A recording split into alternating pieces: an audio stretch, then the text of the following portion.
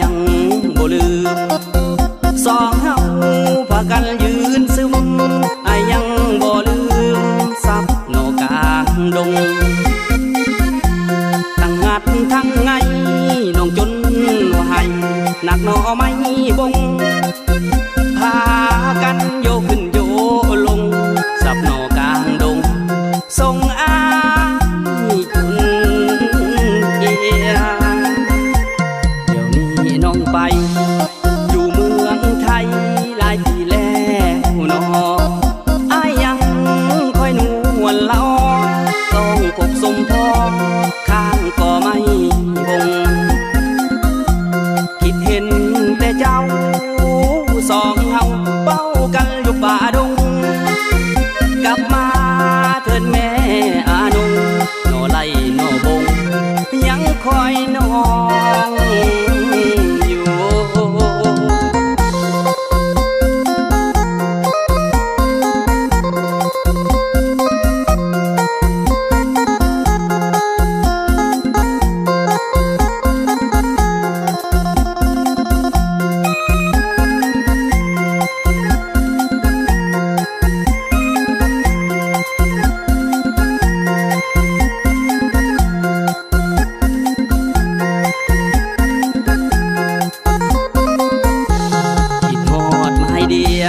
ตอนจิตน้องเฮียอ้ายยังบ่ลืมสองเฮาพากันยืนซึมอ้ายยังบ่ลืมซับโนกลางดงทั้งงัดทั้งไงน้องจนว่าให้หนักหน่อไม้บงพากันโยกขึ้นโยลงซับโนกลางดงทรงอ้ายจนเอียเดี๋ยวนี้น้องไปอยู่เมืองไทย